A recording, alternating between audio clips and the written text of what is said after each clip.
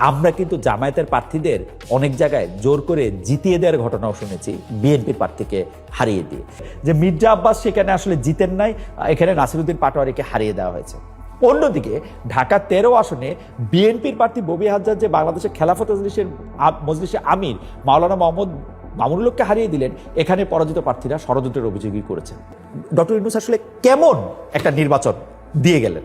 সদ্য সাবেক প্রধান উপদেষ্টা ডক্টর মোহাম্মদ ইউনূস তার বিদায়ী ভাষণে, জাতির উদ্দেশ্যে বিদায়ী ভাষণে তিনি বলেছিলেন ভবিষ্যতে বাংলাদেশের নির্বাচন কেমন হওয়া উচিত, এই নির্বাচন সেটির একটি উৎকৃষ্ট উদাহরণ হয়ে থাকবে।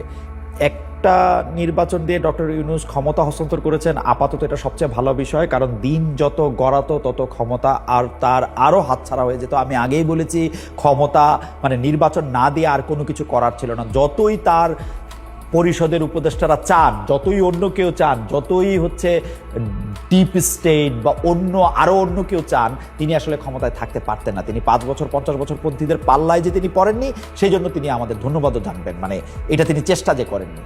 কিন্তু যে উৎকৃষ্ট নির্বাচনের কথা তিনি বলছেন, সেটা আসলে আমরা কতটুকু গ্রহণ করতে পারি? একটা দিক ভালো যে বড় কোনো নৈরাজ্য হয়নি, প্রাণহানি সংখ্যা খুবই নগণ্য ছিল, কিন্তু সার্বিক পরিস্থিতি নিরাপত্তা প্রশ্নের চেয়ে মানে সার্বিক পরিস্থিতি যেটা হচ্ছে নিরাপত্তার বিষয়টি, সেটি প্রশাসনের চেয়ে আমার মনে হয়েছে যে বিএনপি জামায়াতের হাতে অনেক বেশি ছিল। এর অনেক আলামতও ছিল নির্বাচনকালে। নির্বাচন কমিশনও দল দুটির মুখের দিকে তাকিয়ে অনেকগুলি কাজ করেছে। ঢাকায় আমার নেওয়া বিশেষ সাক্ষাৎকারে জামায়াতের আমির ডক্টর শফিকুর রহমান সরাসরি নির্বাচনে ইঞ্জিনিয়ারিং হওয়ার অভিযোগ করেছেন। তিনি আমাদের বলেছেন, ত্রয়োদশ জাতীয় সংসদ নিয়ে ট্রান্সপারেন্সি ইন্টারন্যাশনাল বাংলাদেশ, টিআইবি ও সুশাসনের জন্য নাগরিক যেসব পর্যবেক্ষণ তুলে ধরেছে, সেগুলি দেখলে বিষয়টি পরিষ্কার হওয়া যায় ভোট কেমন হয়েছে।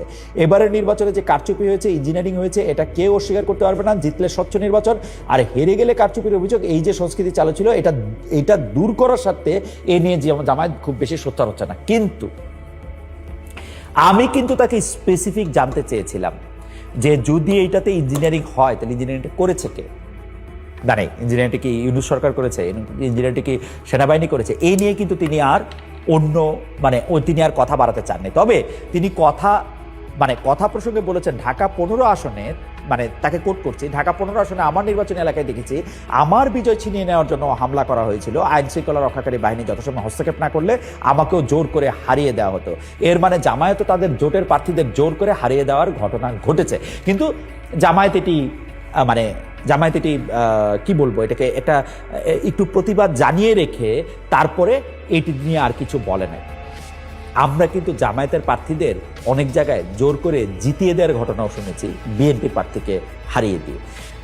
আমি জামায়াতের যারা সমর্থক আছেন তাদের কাছ থেকে প্রশ্ন করে জানতে পেরেছি যে তারা প্র্যাকটিক্যালি আশা করেছিলেন যে যে ফল আশা করেছিলেন, ফল মোটামুটি তার আশেপাশেই রয়েছে।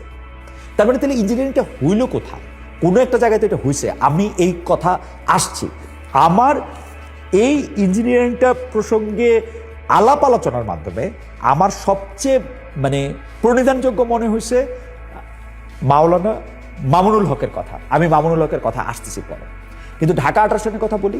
এনসিপির মুখ্য সমন্বয়ক নাসিরউদ্দিন পাটোয়ারির বিরুদ্ধে বিএনপির মির্জা আব্বাসের বিজয়, অনেকেই বলছেন যে এটার মধ্যে ইঞ্জিনিয়ারিং হয়েছে। কেউ কেউ বলছেন যে নাসিরউদ্দিন পাটোয়ারি মির্জা আব্বাসের ভোটের এত কাছাকাছি পেতে পারেন না, কেন আফরোজা আব্বাস এখানের মধ্যে গেলেন, মির্জা আব্বাসকে কি তাহলে হারিয়ে দেওয়ার প্ল্যান করা হয়েছিল।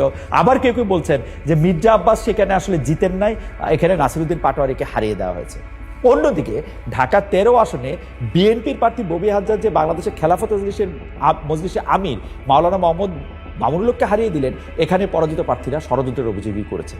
মামুনুল হক আমাকে বিশেষ সাক্ষাৎকারে বলেছেন, সামরিক বেসামরিক প্রশাসন শুধু নির্বাচনের ফল নিয়ন্ত্রণ করেছে তাই নয়, কোন দল কার সঙ্গে জোট করবে তা নিয়েও পর্দার আড়ালে সামরিক গোয়েন্দাদের তৎপরতা ছিল।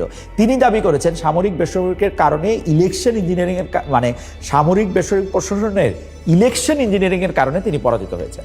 ভোটে তার বিরুদ্ধে যে ষড়যন্ত্র হয়েছে সেখানে বিদেশি শক্তিও জড়িত ছিল।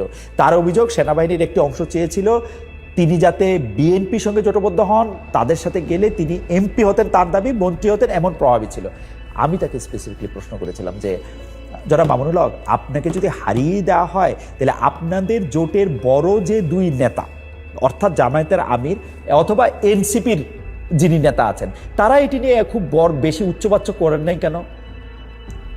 তিনি এই প্রসঙ্গে একটু মাথা নিচু করে বলেছেন যে আমার আসনটিকে তারা শুধু একটি আসন হিসাবে, একটি নম্বর হিসেবেই আসলে দেখেছেন, তারা আরো অনেক বেশি কিছু করতে পারতেন। পরিষ্কার। কিন্তু আমার কাছে কিন্তু মনে হয় যদি ইঞ্জিনিয়ারিং করা হয় তাহলে এই ইঞ্জিনিয়ারিংয়ে সবাই জড়িত ছিল। এই ইঞ্জিনিয়ারিংয়ে বিএনপি জড়িত ছিল, এই ইঞ্জিনিয়ারিংয়ে জামায়াত জড়িত ছিল, এই ইঞ্জিনিয়ারিংয়ে সামরিক বেসামরিক প্রশাসন সকলেই জড়িত ছিল। মামুনুল হকের সাথে কথা বললে এরকমটাই মনে হয়। আমি তাকে এটা বলেছিলামও, তিনি মাথা নিচু করে মৃদু হেসেছেন। আমার তার হাসিটা খুব সিগনিফিকেন্ট মনে হয়েছে।